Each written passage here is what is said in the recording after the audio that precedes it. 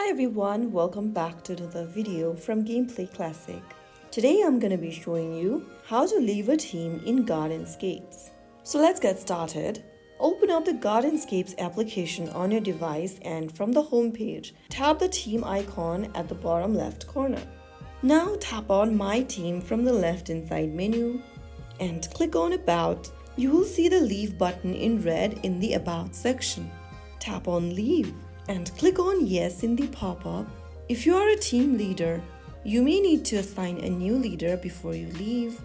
And after you tap on Yes, you can easily leave the selected team. And that way you can easily leave your team on Gardenscapes. Now you can either join a new team or explore Gardenscapes solo until you're ready to team up again.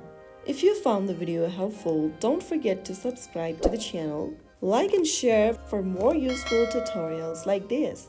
I'll see you in the next video. Thanks for watching.